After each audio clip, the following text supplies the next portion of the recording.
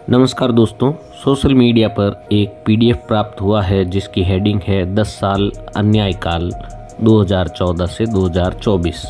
मोदानी राज। PM Modi ने 2016 में G20 के नेताओं के समक्ष आर्थिक अपराधियों के लिए सुरक्षित पनाहगाहों और भ्रष्टों एवं उनके कार्यों को छिपाने वाली अत्यधिक बैंकिंग गोपनीयता को खत्म करने के लिए सामूहिक रूप से प्रयास करने की प्रतिबद्धता जताई थी। लेकिन ऐसा करने की बजाय उन्होंने भारत की जांच एजेंसियों को निष्क्रिय कर दिया है और अर्थव्यवस्था के हर रणनीतिक क्षेत्र में अपने मित्रों को आगे बढ़ने की सुविधा प्रदान कर रहे हैं। अडानी समूह की जांच करने में सेबी की अक्षमता। कुछ लाभकारी पक्ष जिस सुप्रीम कोर्ट की विशेषज्ञ समिति को क्लीन चिट देने वाला बता रहे थे, उसी ने मोदानी घोटाले की पूरी जांच करने में सेबी की असमर्थता को लेकर गंभीर खुलासे किए हैं। इसने अपनी रिपोर्ट में बताया कि सेबी ने 2018 में विदेशी फंडों के अंतिम लाभकारी यानी वास्तविक स्वामित्व से संबंधित रिपोर्टिंग आवश्यकताओं को कमजोर कर दिया और 2019 में इसे पूरी तरह से हटा दिया। विशेषज्ञ समिति ने कहा कि इसके बाद उसके हाथ इस हद तक बंध गए कि प्रतिभूति बाजार नियामक को गलत काम का संदेह है, लेकिन उसके हाथ बंधे हुए। दूसरे शब्दों में सेबी को संदेह है कि अदानी समूह ने अपारदर्शी विदेशी फंडों का उपयोग करके न्यूनतम सार्वजनिक शेयरधारिता के नियमों का उल्लंघन किया है, जिसमें व्यापक रूप से रिपोर्ट किए गए 20,000 करोड़ के बेनामी फंड भी शामिल हैं, लेकिन वह इसे लेकर कुछ भी करने में विफल रहा है। और ऐसा होना पीएम मोदी और उनके साथियों के लिए काफी सुविधाजनक रहा है। प्रतिभूतियों और धन शोधन कानूनों का घोर उल्लंघन 31 अगस्त 2023 को संगठित अपराध और भ्रष्टाचार रिपोर्टिंग प्रोजेक्ट ने उन 13 बेनामी शेल कंपनियों में से 2 के वास्तविक स्वामित्व का खुलासा किया, जिन्हें सेबी वर्षों की जांच के बावजूद पहचानने में विफल रहा है। चांग चुंगलिंग और नासिर अली शाबान अहली के पास एक समय में अदानी एंटरप्राइजेज, अदानी पोर्ट्स और special economic zone, Adani power और अदानी ट्रांसमिशन में 14% बेनामी हिस्सेदारी थी। यह सेबी के न्यूनतम शेयरधारिता कानूनों का घोर उल्लंघन करते हुए मॉरिशस, संयुक्त अरब अमीरात और ब्रिटिश वर्जिन द्वीप समूह में शेल कंपनियों के माध्यम से किया गया था। 12 अक्टूबर 2023 को फाइनेंशियल टाइम्स अखबार ने दिखाया कि कैसे वांग चुंगलिंग और मोहम्मद अली शाबान अहली द्वारा नियंत्रित कोयला ट्रेडिंग फर्मों ने अदानी समूह द्वारा गुजरात के मुंद्रा पोर्ट में आयातित कोयले की ओवर इन्वेस्टिंग करके 12,000 करोड़ रुपए की हेराफेरी की। ये सीधे तौर पर भारत में बिजली की कीमतों में बढ़ोतरी के लिए जिम्मेदार है। दोनों खुलासों ने भारत में कोयला के उपयोगकर्ताओं और बिजली उपभोक्ताओं की जेब से निकलने वाले धन और अदानी समूह की कंपनियों में प्रवाहित होने वाले धन के बीच एक स्पष्ट संबंध स्थापित किया है। न्यूनतम स्वामित्व से संबंधित सेबी के नियमों का पूर्ण उल्लंघन करते हुए स्टॉक की कीमतें भी बढ़ाई गईं। सेबी, ईडी और सीबीआई की निगरानी में इसकी अनुमति क्यों दी जा रही है? चुनावी बांड निश्चित रूप से इसका जवाब है। भारतीय स्टेट बैंक के साथ लंच बैंकिंग। गोदी ने पिछली सरकारों पर फोन बैंकिंग का आरोप लगाया है, लेकिन लंच बैंकिंग के अपने आविष्कार के बारे में क्या कहेंगे? 2014 में ऑस्ट्रेलिया के ब्रिस्बेन में लंच मीटिंग के बाद एसबीआई ने अदानी समूह को $1 बिलियन का ऋण देने के लिए एक समझौता ज्ञापन पर हस्ताक्षर करने पर सहमति व्यक्त की। उस मीटिंग में गौतम अदानी, एसबीआई अध्यक्ष अरुंधति भट्टाचार्य और प्रधानमंत्री उपस्थित थे।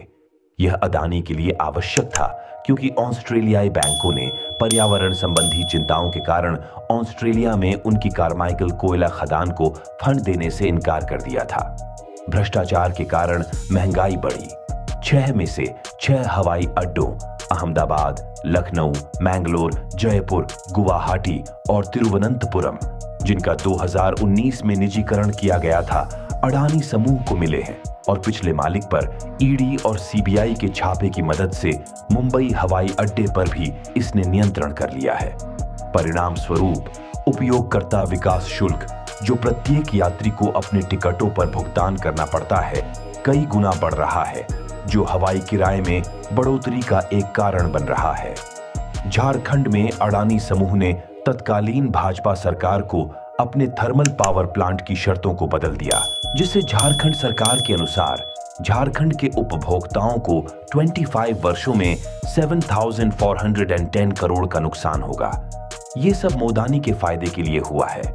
धारावी पुनर्विकास परियोजना में लूट। अब यह स्पष्ट है कि धारावी पुनर्विकास परियोजना के असली लाभार्थी मुंबई या धारावी के लोग नहीं हैं, बल्कि प्रधानमंत्री के सबसे करीबी मित्र हैं, जिन्हें श्री देवेंद्र फडणवीस का सहयोग और समर्थन प्राप्त है। अधिकृत और अनाधिकृत दावों के बावजूद वास्तविकता यह है कि धारावी परियोजना से अडानी ग्रुप को धारावी के क्षेत्रफल के 7 गुना के बराबर 10.5 करोड़ स्क्वायर फीट का अचल संपत्ति हस्तांतरणीय विकास अधिकार TDR दिया जाएगा। यह बात मुंबई क्षेत्रीय कांग्रेस कमेटी की अध्यक्ष और धारावी विधायक श्रीमती वर्षा गायकवाड़ द्वारा किए गए एक विस्तृत अध्ययन में सामने आया है। TDR एक ट्रांसफरेबल क्रेडिट है जो बिल्डर्स को भूमि का उपयोग करने की इजाजत देता है। उदाहरण के लिए, स्वीकृत स्लम विकास परियोजनाओं के लिए मुआवजे के रूप में उन्हें अन्य क्षेत्रों में अतिरिक्त निर्माण अधिकार दिया जाता है। हमने पहले प्रधानमंत्री से यह स्पष्ट करने का आग्रह किया था कि कैसे अडानी समूह ने इस बेहद लाभकारी धारावी परियोजना का टेंडर जीता, क्योंकि इसका पहले का टेंडर एक अलग डेवलपर ने जीता था, लेकिन उसे रद्द करके दोबारा बोली लगाई गई। पहले के टेंडर में डेवलपर को 5 करोड़ स्क्वायर फीट के बराबर TDR की पेशकश की गई थी, लेकिन अब इसमें 110% की बढ़ोतरी हुई है, जिससे अडानी ग्रुप को 434% तक का प्रॉफिट मार्जिन मिल सकता है। ये जबरदस्त मुनाफे देवेंद्र फडणवीस द्वारा 5 नवंबर 2018 और 28 सितंबर 2022 को डेवलपमेंट कंट्रोल रेगुलेशंस में किए गए संशोधनों के कारण संभव हुए हैं, जिनसे अडानी ग्रुप को एक विशाल TDR बैंक मिला। इंडेक्सेशन को खत्म करके ये सरकारी प्रस्ताव अडानी ग्रुप को दक्षिण और मध्य मुंबई सहित मुंबई में कहीं भी TDR बेचने की आजादी देते हैं, और वह भी पहले की अनुमति से कहीं अधिक दरों पर। मुंबई के सभी डेवलपर्स अब अपनी TDR जरूरतों का 40% अडानी ग्रुप से अत्यधिक दरों पर खरीदने के लिए मजबूर होंगे। धारावी 7 लाख लोगों का एक बहुत ही विविध और फलता फूलता समुदाय है, जो एक मिनी इंडिया का प्रतिनिधित्व करता है। इसमें बड़ी संख्या में छोटे स्वतंत्र बिजनेस हैं, जो सरकार को अनुमानित 100 करोड़ रुपए की वार्षिक आय का योगदान करते हैं। फिर भी दस्तावेजों से पता चलता है कि इनमें से अधिकांश लोगों को बेदखल कर दिया जाएगा और केवल 54,461 झुग्गी वासियों और चौलों और इमारतों में रहने वाले 9,522 निवासियों को धारावी के भीतर पुनर्वास घर मिलेगा। लेकिन सबसे ज्यादा लाभ मोदानी को होगा, जानबूझकर कर्ज न चुकाने वालों और चोरों को भागने की इजाजत। ऐसा क्यों है कि PM मोदी के करीबियों और जानबूझकर कर्ज न चुकाने वालों को भारत से भागने की अनुमति दी गई? नीरव मोदी और मेहुल चौकसी ने सार्वजनिक क्षेत्र के बैंकों से लगभग 13,000 करोड़ का घोटाला किया, जबकि विजय माल्या 9,000 करोड़ लेकर भाग गया। सितंबर 2019 तक भारत के शीर्ष 50 बैंक डिफॉल्टरों के लिए बैंकिंग प्रणाली में 68,607 करोड़ के ऋण माफ किए गए थे। PM के मित्र मेहुल भाई की गीतांजलि जेम्स 5,492 करोड़ की बड़ी राशि के साथ डिफॉल्टरों की सूची में सबसे ऊपर है। बीजेपी वॉशिंग मशीन अपने काम पर है। बीजेपी में दोबारा शामिल होने के बाद बेल्लारी बंधुओं द्वारा किया गया 16,000 करोड़ का खनन घोटाला साफ हो गया। शारदा चिट घोटाले के आरोपी हेमंत बिस्वा शर्मा के दाग धुल गए, जिन्हें बीजेपी में शामिल होने के बाद CM बनाया गया। नारद स्टिंग के आरोपी पश्चिम बंगाल के सुवेंदु अधिकारी भाजपा में शामिल हो गए। नारायण राणे पर मनी लॉन्ड्रिंग रैकेट का आरोप लगाया गया और फिर उन्हें केंद्रीय मंत्री बनाया गया। गृह मंत्री अमित शाह ने मेघालय में NPP के नेतृत्व वाली सरकार पर भारत की सबसे भ्रष्ट सरकार होने का आरोप लगाया और चुनाव के बाद भाजपा सरकार में शामिल हो गई। इन सभी भाजपा नेताओं को किसी न किसी रूप में मोदी सरकार द्वारा संरक्षण दिया गया है। चुनावी बांड का इस्तेमाल सत्ताधारी पार्टी को फायदा पहुंचाने के लिए किया जाता है। चुनावी बांड, इसका सभी राजनीतिक दलों ने पुरजोर विरोध किया था, लेकिन संसद में चर्चा के बिना इसे धन विधेयक के रूप में असंवैधानिक रूप से पारित कर दिया गया। इससे कॉरपोरेशंस को राजनीतिक दलों को पूरी तरह से गुमनामी के साथ बड़े दान की अनुमति मिलती है। इस प्रकार उन्हें सत्ता में बैठी पार्टियों द्वारा अनुचित लाभ के बदले में बड़े लाभ मिलते हैं। यह कोई आश्चर्य की बात नहीं है कि सूट बूट वाली भाजपा इस तरह से दान लेने के मामले में सबसे ऊपर है। एसोसिएशन फॉर डेमोक्रेटिक रिफॉर्म्स के अनुसार भाजपा को मार्च 2018 और जनवरी 2023 के बीच चुनावी बांड के रूप में 9,191 करोड़ का 57% प्राप्त हुआ है। 2018-19 में आम चुनाव के वर्ष भाजपा को चुनावी बांड में दिए गए 3,441 करोड़ का 74% प्राप्त हुआ। इससे स्पष्ट रूप से भ्रष्टाचार की बदबू आती है। सामाजिक अन्याय, अनुसूचित जाति, एसटी जाति और ओबीसी के साथ विश्वासघात, एससी जाति और एसटी जाति के खिलाफ बढ़ता अत्याचार। 2022 में एससी जाति के खिलाफ हुए अपराध के 57,582 मामले दर्ज किए गए, जो कि 2021 50,900 मामले की तुलना में 13.1% ज्यादा है। एसटी जाति एसटी के खिलाफ हुए अपराध के कुल 10,064 मामले दर्ज किए गए, जो 2021 8,802 मामले की तुलना में 14.3% ज्यादा है। दलितों और आदिवासियों के खिलाफ अपराध बढ़ रहे हैं, लेकिन सजा कम हो रही है। अत्याचार के मामलों में सबसे ज्यादा वृद्धि मध्य प्रदेश और उत्तर प्रदेश जैसे भाजपा शासित बड़े राज्यों में हुई है। ओबीसी की गणना के लिए जातीय जनगणना करने में विफलता। जितनी आबादी उतना हक सुनिश्चित करने के लिए ओबीसी आरक्षण को ताजा और सीधे तौर पर प्राप्त करे हुए डेटा के साथ अपडेट करने की आवश्यकता है। राष्ट्रीय जनगणना में एससी जाति और एसटी जाति की जनसंख्या की गणना की जाती है, लेकिन ओबीसी के बारे में कोई आधिकारिक डेटा नहीं है। यूपीए सरकार ने सामाजिक, आर्थिक और जाति की जनगणना करवाई थी, लेकिन मोदी सरकार इसके आंकड़ों को दबाए बैठी है। यह सरकार अपडेटेड जाति जनगणना करवाने से भी इनकार कर रही है। इन्हें यह डर है कि ओबीसी की अद्यतन संख्या भाजपा के लिए पंडोरा का पिटारा खोल देगी। भाजपा सरकार को इस बात का डर है कि जाति जनगणना होने से वह मुसीबत में पड़ जाएगी, क्योंकि अभी वह ओबीसी वर्ग को केंद्र सरकार की नौकरियों और शिक्षण संस्थानों में पर्याप्त रूप से प्रतिनिधित्व से वंचित कर रही है। ईडब्ल्यूएस कोटे से एससी, एसटी और ओबीसी को बाहर रखना। ईडब्ल्यूएस में जाति के बजाय आर्थिक आधार पर आरक्षण का प्रावधान है। फिर भी आर्थिक रूप से कमजोर वर्गों के लिए आरक्षण के इस कोटे से अनुसूचित जाति, एसटी जाति और अन्य पिछड़ा वर्ग के लोगों को बाहर रखा गया है। इन सभी समुदायों के गरीब आर्थिक रूप से कमजोर हैं, इसलिए ये सभी ईडब्ल्यूएस कोटे के पात्र हैं। पीएसयूएस के अंधाधुंध निजीकरण के जरिए आरक्षण पर हमला। मोदी सरकार ने पीएसयूज का अंधाधुंध निजीकरण करके एससी, एसटी और ओबीसी आरक्षण पर हमला शुरू कर दिया है। पीएसयूएस की बिक्री और उनके आकार के घटने के कारण 2013 और 2022 के बीच सार्वजनिक उपक्रमों में काम करने वाले लोगों की संख्या 17.3 लाख से गिरकर 14.6 लाख रह गई है। इसका मतलब है कि इन वंचित समूहों के लिए आरक्षित 2.5 लाख नौकरियां समाप्त कर दी गई हैं। इसी तरह 2014 में रेलवे में 18 लाख लोगों को रोजगार मिला था, लेकिन यह संख्या बहुत कम होकर अब 11.8 लाख हो गई है। स्वास्थ्य और शिक्षा का निजीकरण एससी, एसटी और ओबीसी के लोगों के लिए नौकरी के अवसरों को और कम कर रहा है। संसदीय समिति की पीएसयू रिकॉर्ड जांच से यह भी पता चलता है कि एससी, एसटी के उम्मीदवारों को ऊंचे पदों पर प्रमोट नहीं किया जा रहा है। एससी, एसटी, ओबीसी के प्रति पूर्वाग्रह।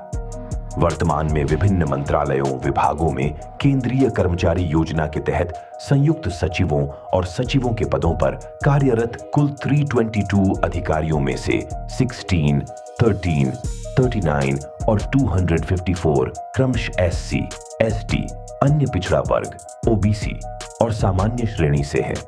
75 मंत्रालयों और विभागों से प्राप्त जानकारी के अनुसार 2022 में ग्रुप ए पदों पर एससी, एसटी और ओबीसी अधिकारियों का प्रतिशत क्रमशः 13.21%, 6.01% और 18.07% है। आदिवासी के अधिकारों पर हमला। 2006 का वन अधिकार अधिनियम एक प्रगतिशील कानून था जिसने देश के वन क्षेत्रों में रहने वाले आदिवासी, दलित और अन्य परिवारों को भूमि और आजीविका के अधिकार दिए। यूपीए के दौरान वन क्षेत्रों में निजी परियोजनाओं को मंजूरी देने से पहले केंद्र सरकार को वनों पर आदिवासियों के अधिकारों की मान्यता सुनिश्चित करते हुए उनकी सहमति को वेरीफाई करना आवश्यक था। लेकिन मोदी सरकार के वन संरक्षण नियम 2022 के प्रावधानों के अनुसार उनकी सहमति के बिना ही राज्य सरकारों को वन भूमि सौंपी जा सकती है। सरकार के इस मनमानी भरे कदम ने जंगल में रहने वाले समुदायों के अधिकारों को बहुत ही सीमित कर दिया है। ऐसा करने का एकमात्र उद्देश्य भाजपा के पूंजीपति मित्रों को लाभ पहुंचाना है। शिक्षा पर वॉर।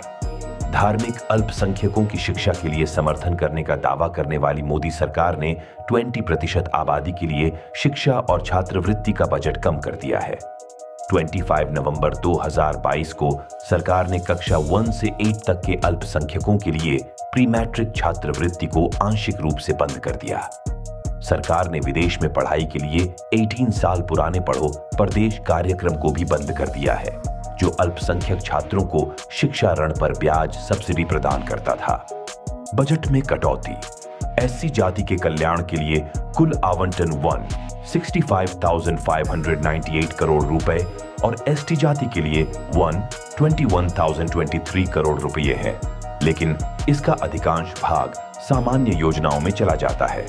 एससी जाति के लिए लक्षित योजनाओं का आवंटन 44,282 करोड़ रुपए और एसटी जाति के लिए 36,212 करोड़ रुपए था। जब कोई बजट में योजनाओं की जांच करता है तो इनके लिए कोई फिजिकल टारगेट नहीं होते हैं और इसलिए यह विशेष तौर पर समुदाय के लिए नहीं होता। दलितों के लिए उद्यम पूंजी का आवंटन 70 करोड़ रुपए से घटाकर 10 करोड़ रुपए कर दिया गया है। राष्ट्रीय सफाई कर्मचारी वित्त एवं विकास निगम के लिए 10 करोड़ रुपए का आवंटन था, लेकिन इस बार केवल 0.01 करोड़ रुपए का आवंटन किया गया है, जो लगभग शून्य है। राष्ट्रीय एससी जाति वित्त और विकास निगम के लिए आवंटन पिछले साल 15 करोड़ रुपए था। इस साल इसे घटाकर सिर्फ 0.01 करोड़ रुपए कर दिया गया है। केंद्रीय विश्वविद्यालयों में अधूरी रिक्तियां और ड्रॉप आउट। कुल मिलाकर सामान्य श्रेणी के तहत स्वीकृत शिक्षक पदों में से केवल 20% रिक्त थे, जबकि ओबीसी पदों में 44%, एससी पदों में 38% और एसटी पदों में 45% पद खाली थे। यह भी ध्यान देने वाली बात है कि ईडब्ल्यूएस कोटा के तहत स्वीकृत 71% पद और दिव्यांगों के लिए स्वीकृत 58% पद खाली थे। सभी समूहों में सामान्य श्रेणी के रिक्त पदों की संख्या सबसे कम थी। भरे हुए पदों में से 871 पद एससी जाति द्वारा भरे गए हैं, जो 14.3% का प्रतिनिधित्व दर्शाता है। 426 पद एसटी जाति द्वारा भरे गए, जिसका प्रतिनिधित्व मात्र 7% है। पिछले 5 वर्षों में केंद्रीय विश्वविद्यालयों, भारतीय प्रौद्योगिकी संस्थानों आईआईटी और भारतीय प्रबंधन संस्थानों आईआईएम से कुल 13,626 आरक्षित श्रेणी के छात्रों ने पढ़ाई छोड़ दी। केंद्रीय विश्वविद्यालयों के मामले में सरकार ने कहा कि पिछले 5 वर्षों में 4,596 ओबीसी, 2,424 एससी और 2,622 एसटी छात्रों ने पढ़ाई छोड़ दी। आईआईटी में 2,066 ओबीसी, 1,068 एससी और 408 एसटी छात्रों ने पढ़ाई छोड़ दी। आईआईएम में ओबीसी, एससी और एसटी छात्रों के लिए यह आंकड़ा क्रमशः 163, 188 और 91 रहा। 2019 और 2021 के बीच देश में कुल 35,950 छात्रों की आत्महत्या से मौत हुई है और अभी भी सरकार सामाजिक भेदभाव के कारण आत्महत्या करने वाले एससी और एसटी की संख्या का कोई डेटा एकत्र नहीं करती है। एससी जाति और एसटी जाति के स्वामित्व वाले व्यवसायों से कम सार्वजनिक खरीद। यूपीए यानी कांग्रेस एवं समर्थित दलों की सरकार ने एससी और एसटी के स्वामित्व वाले एमएसएमई से सार्वजनिक खरीद में आरक्षण की शुरुआत की थी, लेकिन मोदी सरकार द्वारा इसका कार्यान्वयन चिंताजनक है। आज एमएसएमई का 1% भी जिनसे वस्तु और सेवाओं का उत्पादन होता है, SC/ST के स्वामित्व में नहीं है। महिलाओं के साथ अन्याय, महिलाओं के खिलाफ बढ़ते अत्याचार। देश भर में महिला सुरक्षा की स्थिति लगातार बिगड़ती जा रही है। सिर्फ 2022 में ही 45,256 मामले दर्ज किए गए, जो कि चौंकाने वाला आंकड़ा है। यह हर घंटे लगभग 51 FIR के बराबर है। भारतीय दंड संहिता के तहत महिलाओं के खिलाफ अधिकांश अपराध पति या उसके रिश्तेदारों द्वारा क्रूरता 31.4% के कारण हुए हैं। इसके बाद महिलाओं का अपहरण 19.2%, शील भंग, गरिमा को ठेस पहुंचाने, करने के इरादे से महिलाओं पर हमले के तहत 18.7% और बलात्कार 7.1% के मामले दर्ज किए गए। महिलाओं के खिलाफ राष्ट्रीय औसत अपराध दर 2021 में 64.5 से बढ़कर 2022 में 66 प्रति 1 लाख जनसंख्या पर घटनाओं की संख्या हो गई। हिंसा की ये घटनाएं महिलाओं को सार्वजनिक जीवन में और आर्थिक गतिविधियों में पूर्ण रूप से भाग लेने से और उनकी क्षमता को पूरी तरह से बाहर आने से रोकती है। भाजपा का महिला विरोधी रवैया इस समस्या को बढ़ाता जा रहा है। एसोसिएशन फॉर डेमोक्रेटिक रिफॉर्म के अनुसार 21 भाजपा सांसदों और विधायकों के विरुद्ध महिलाओं के खिलाफ अपराध के मामले दर्ज हैं, जो किसी एक राजनीतिक दल के सबसे ज्यादा मामले हैं। लगातार बढ़ते बलात्कार के मामले। भारत में 2022 में कुल 31,516 बलात्कार के मामले दर्ज किए गए। यह एक दिन में औसतन 86 मामले हैं। बलात्कार के मामले बढ़ते जा रहे हैं, लेकिन सजा की दर बेहद कम 27.4% है। चाहे वह उन्नाव रेप केस में फंसे बीजेपी विधायक कुलदीप सिंह सेंगर हों या बिल्किस बानो के बलात्कारियों और हत्यारों की जल्द रिहाई के लिए मोदी सरकार की मंजूरी हो, या फिर हाथरस रेप केस की लीपापोती का मामला हो, बीजेपी महिलाओं के खिलाफ अत्याचार करने वालों के पक्ष में खड़ी नजर आती है। पीड़ितों में नाबालिग या 18 वर्ष से कम उम्र के मामले 10% थे। उत्तर प्रदेश में बलात्कार, सामूहिक बलात्कार के साथ हत्या की श्रेणी में 62 मामले दर्ज होने से एक गंभीर चिंता की बात सामने आई है। यह उन उदाहरणों की ओर इशारा करता है जहां बलात्कार के बाद हत्या की जाती है, जो एक खतरनाक प्रवृत्ति का संकेत देता है, जिस पर तत्काल ध्यान देने और कड़े उपायों की आवश्यकता होती है। भाजपा के नेतृत्व वाला राज्य महिलाओं के लिए सबसे खतरनाक साबित हुआ है। पहलवानों का विरोध प्रदर्शन। जनवरी 2023 में कई चैंपियन भारतीय पहलवानों, पुरुष और महिला दोनों, ने कथित दुराचार के खिलाफ विरोध प्रदर्शन शुरू किया।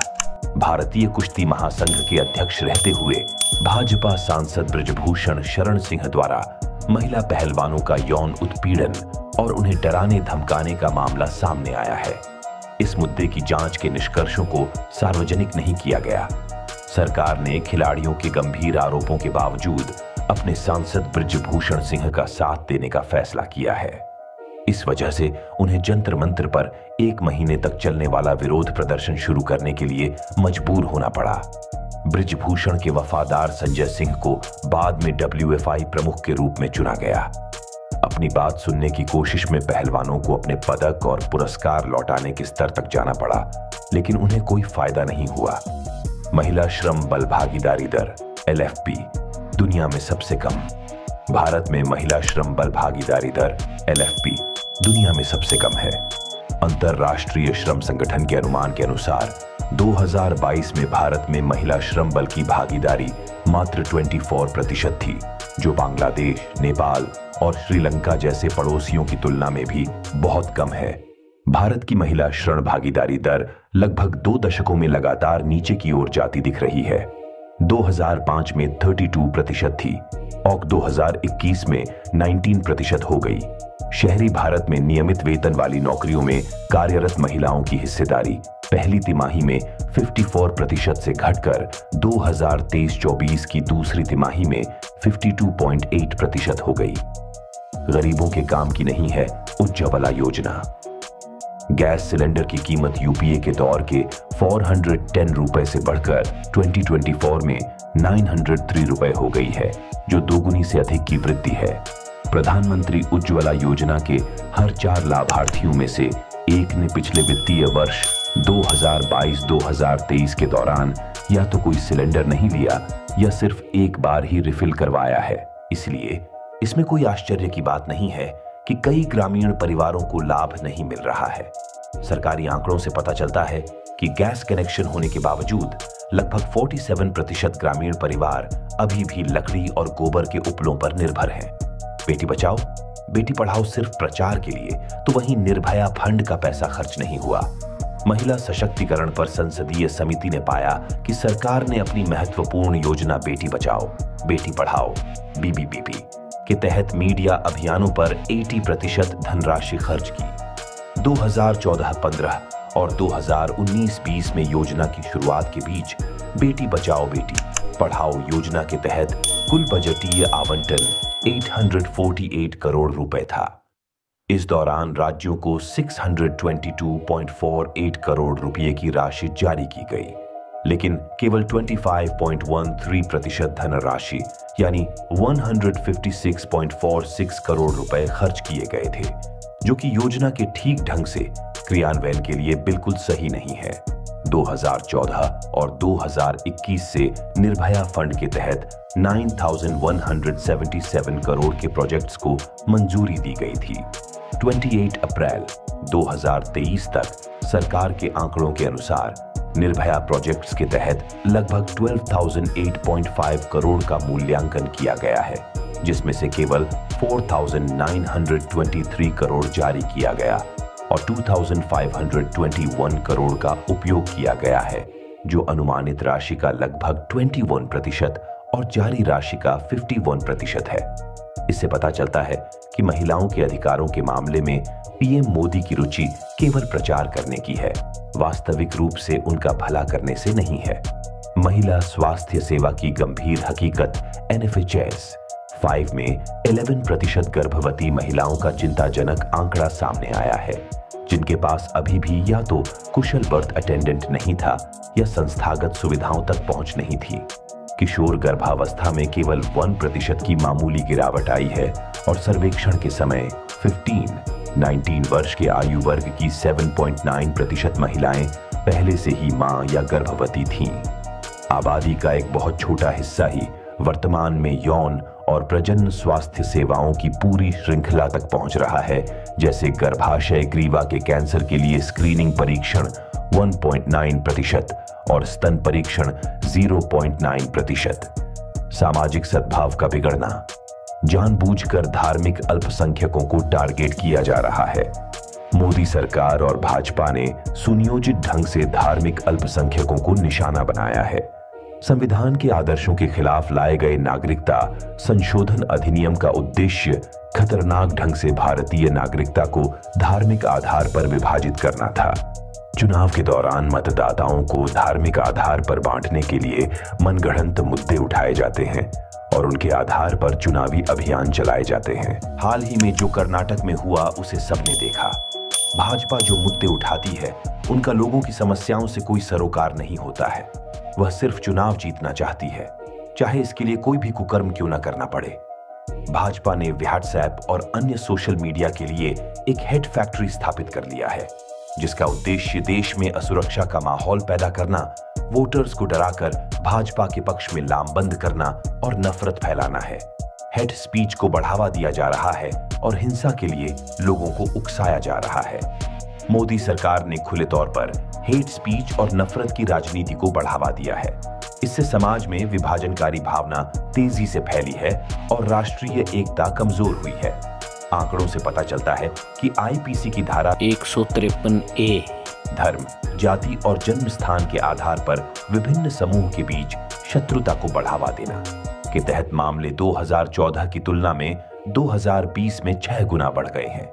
इस धारा के तहत 2009 और 2019 के बीच दर्ज मामलों में से 91% मामले 2014 में मोदी सरकार के सत्ता में आने के बाद के हैं। आपको याद होगा कि दिल्ली में शांतिपूर्ण प्रदर्शनकारियों को लेकर भाजपा के मंत्रियों और नेताओं ने कैसे कैसे बयान दिए थे। मंच से गोली मारो का नारा लगाया गया। एक नेता ने तो खुलेआम दिल्ली पुलिस को चुनौती दी और प्रदर्शनकारियों को खुलेआम धमकी देते हुए लोगों को दंगे के लिए उकसाया। लेकिन इन मामलों में कोई कार्यवाही नहीं हुई। इतना ही नहीं, देश को शर्मसार करते हुए भाजपा सरकार बिल्किस बानो के बलात्कारियों और हत्यारों को रिहा कर देती है। चुनावी लाभ के लिए भारत के राज्यों को निशाना बनाया जा रहा है और उनकी उपेक्षा की जा रही है। जब भाजपा को चुनावी फायदा नजर आता है तो वह राज्यों को बदनाम करने से भी नहीं हिचकिचाती। गृह मंत्री ने कर्नाटक में अपने चुनाव अभियान के दौरान आरोप लगाया कि केरल एक खतरा है। वहीं प्रधानमंत्री ने केरल को बदनाम करने के लिए दुर्भावनापूर्ण और मनगढ़ंत तथ्यों के आधार पर बनी फिल्म को प्रचारित किया। मणिपुर में शांति का वादा करके सत्ता में आने के बाद भाजपा ने राज्य की पूरी तरह से उपेक्षा की है। प्रधानमंत्री नरेंद्र मोदी और गृह मंत्री अमित शाह ने पूर्वोत्तर के प्रति असंवेदनशीलता का परिचय देते हुए मणिपुर में हिंसा भड़कने के बावजूद कर्नाटक चुनाव में प्रचार करना जारी रखा। मोदी सरकार के गलत कदमों ने जम्मू कश्मीर और लद्दाख के निवासियों को परेशान कर दिया है। याद कीजिए, 1990 में भाजपा समर्थित नेशनल फ्रंट की सरकार के दौरान कश्मीरी अल्पसंख्यकों को घाटी से पलायन के लिए मजबूर किया गया था। इसके बाद भी भाजपा ने चुनावी लाभ के लिए उनकी दुर्दशा का राजनीतिकरण बंद नहीं किया।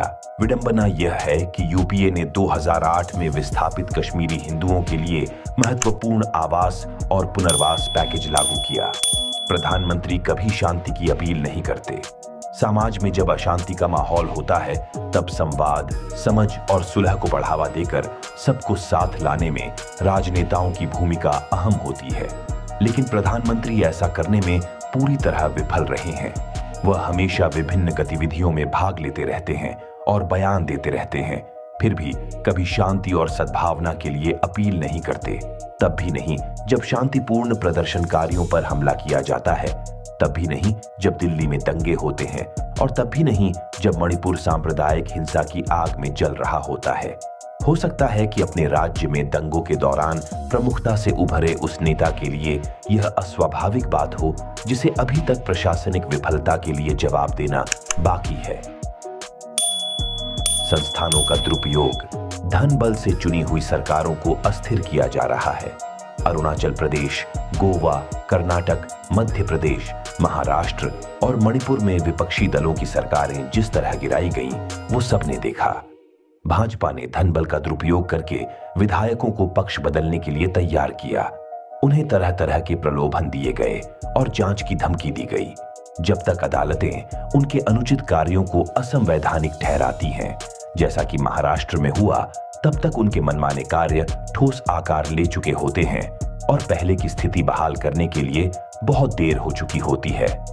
जांच एजेंसियों का दुरुपयोग, 2014 के बाद से राजनेताओं के खिलाफ ईडी के मामलों में 5 गुना वृद्धि हुई है। इनमें से 95% राजनेता विपक्ष से हैं। प्रवर्तन निदेशालय की जांच 2004 से 2014 में 26, 2014 के बाद 121, जिसमें विपक्ष के खिलाफ जांच 2004 से 2014 में 54%, 2014 के बाद 95%।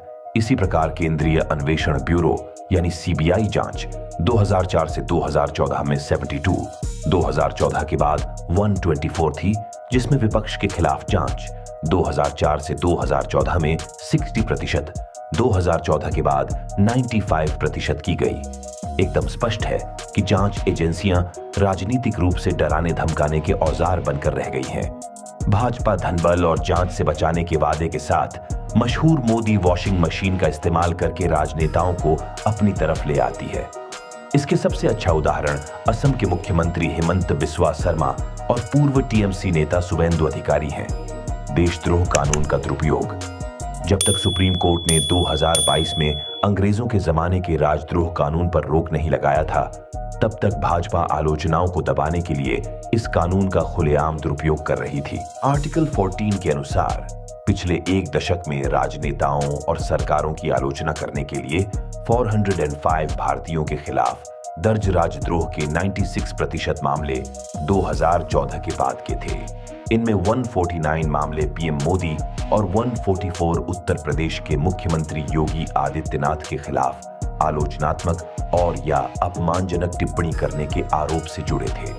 बोलने की आजादी को कुचलने के लिए देशद्रोह की धारा का इस्तेमाल करना केवल राष्ट्र विरोधी कृत्य ही कहा जा सकता है। संसद का ढंग से न चलना।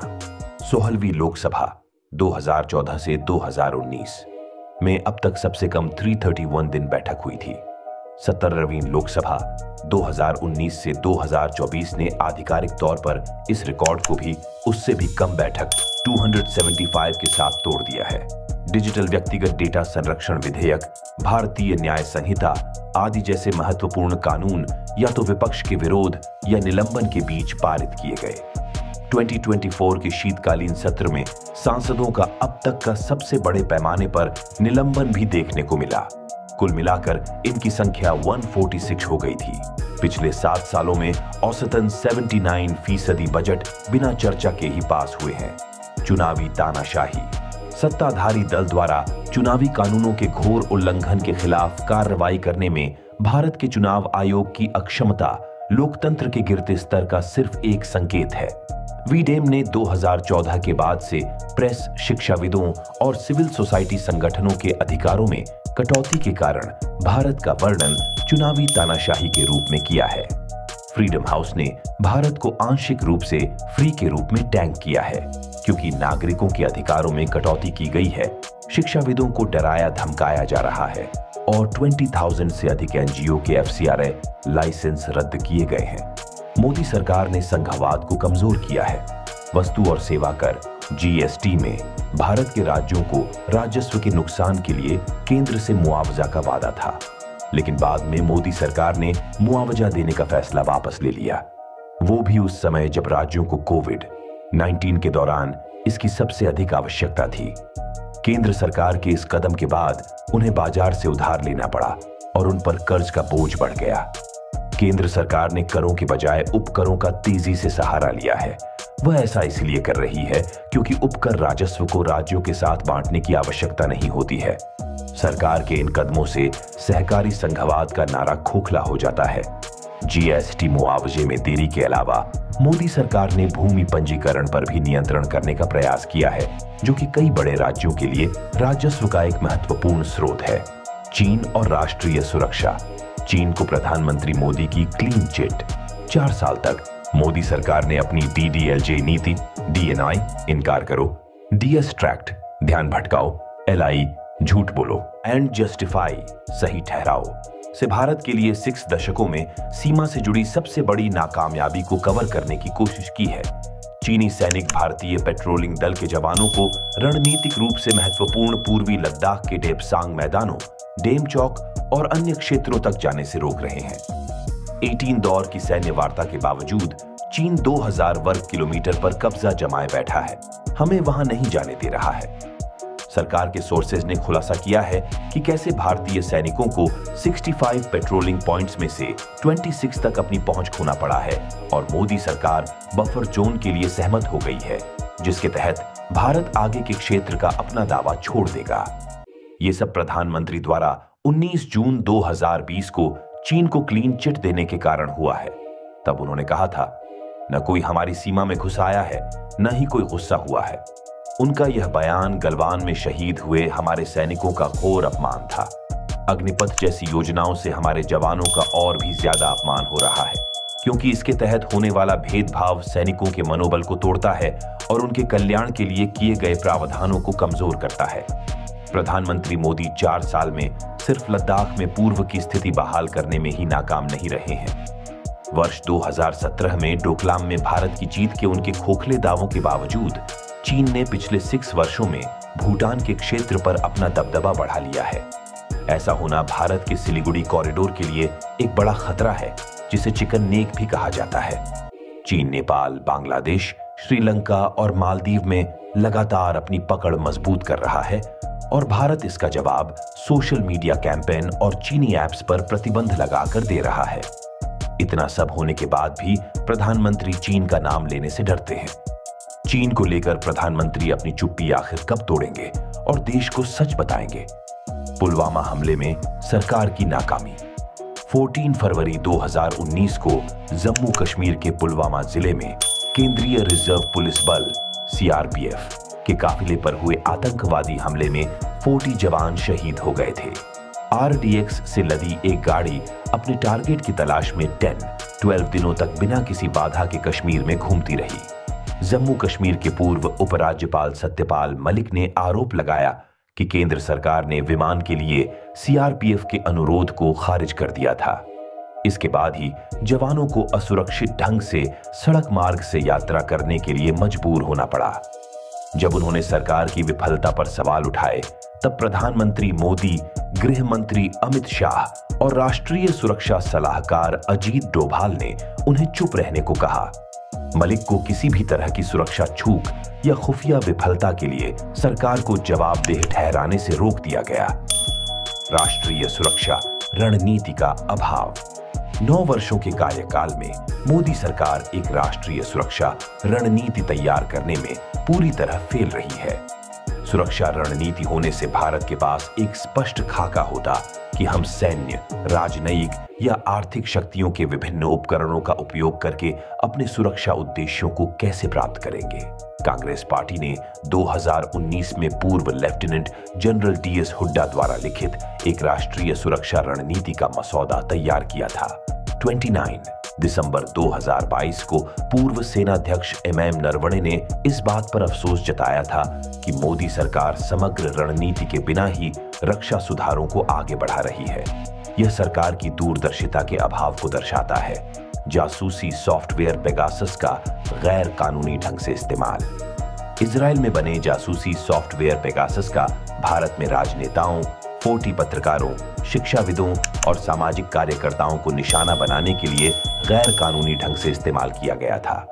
जानकारी के मुताबिक मोदी सरकार ने इजराइल के साथ 2017 में $2 बिलियन का हथियारों का सौदा किया था। इसी डील के तहत पेगासस खरीदा गया। विदेश में निर्मित और उनके द्वारा संचालित इस जासूसी सॉफ्टवेयर से विदेशी एजेंसियों को भारत से जुड़ी कई गोपनीय जानकारी भी मिली होगी। राजनीतिक विरोधियों के खिलाफ करदाताओं के पैसे से जासूसी सॉफ्टवेयर का इस्तेमाल न सिर्फ गैर कानूनी है, बल्कि भारतीय लोकतंत्र के मानदंडों का पूरी तरह से उल्लंघन भी है। पेगासस मामले में सर्वोच्च न्यायालय की निगरानी में आरोपों की जांच कर रही कमेटी के साथ मोदी सरकार ने सहयोग करने से इनकार कर दिया था। इसकी रिपोर्ट भी सार्वजनिक नहीं की गई। जलता पूर्वोत्तर। ऐसे समय में जब चीन हमारी सीमाओं के लिए खतरा बना हुआ है, मोदी सरकार पूर्वोत्तर में तनाव को रोकने में नाकाम रही है। हालिया घटनाक्रम की बात करें तो मणिपुर में 35,000 लोग विस्थापित हुए हैं और राज्य में लगभग 1,700 घर जलाए गए हैं। 3 मई 2023 से पूरे मणिपुर में हिंसा भड़की हुई है। हिंसा की अलग अलग घटनाओं में 180 से ज्यादा लोगों की जान चली गई है और 1100 से अधिक लोग घायल हुए हैं। यही भाजपा की डबल इंजन सरकारों के परिणाम है। आतंकवाद के साथ भाजपा के चिंताजनक संबंध। लश्कर-ए-तैयबा का आतंकवादी तालिब हुसैन शाह, जो जम्मू कश्मीर में स्थानीय लोगों के द्वारा पकड़ा गया था, वह राज्य में भाजपा का पदाधिकारी था। वर्ष 2020 में आतंकियों को हथियार मुहैया कराने के आरोप में बीजेपी के पूर्व नेता और सरपंच तारिक अहमद मीर को गिरफ्तार किया गया था। इस पर हिजबुल कमांडर नवीद बाबू को हथियार देने का आरोप था, जो आतंकियों की मदद करने वाले डीएसपी दविंदर सिंह के साथ गिरफ्तार हुआ था।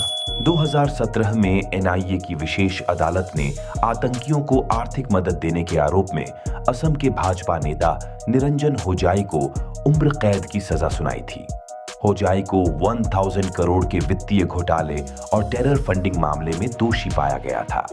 इसकी फंडिंग से मिले पैसों से आतंकवादी हथियार आदि खरीदते थे, जिसका इस्तेमाल देश की सेवा में लगे हमारे सुरक्षा बलों के खिलाफ होता था। अपर्याप्त रक्षा बजट। दशकों में ऐसा पहली बार हुआ है कि देश का रक्षा बजट जीडीपी के 2% से भी नीचे आ गया है। आपको बता दें कि इसी रक्षा बजट में 30 लाख पूर्व सैनिकों की पेंशन भी शामिल है।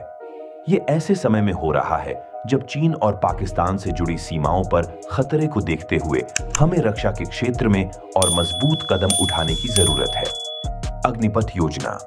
गलत ढंग से तैयार की गई अग्निपथ योजना हमारी राष्ट्रीय सुरक्षा को कमजोर करेगी, सैनिकों के बीच बॉन्डिंग को नुकसान पहुंचाएगी और हमारे सबसे महत्वपूर्ण राष्ट्रीय संस्थान भारतीय सशस्त्र बलों में सभी समुदायों के प्रतिनिधित्व को लिए हानिकारक सिद्ध होगी। इसके माध्यम से सशस्त्र बलों में सेवा के लिए बहुत कम युवा भर्ती होंगे। उन्हें पहले की तुलना में कम प्रशिक्षण दिया जाएगा और हर साल बड़ी संख्या में सैन्य कर्मियों को नौकरी के अनिश्चित बाजार में छोड़ दिया जाएगा। इससे सामाजिक स्थिरता प्रभावित हो सकती है। राष्ट्रीय सुरक्षा के प्रति मोदी सरकार का संवेदनहीन रवैया एक बार फिर सामने है, जिसे वह केवल चुनावी लाभ के चश्मे से देखती है।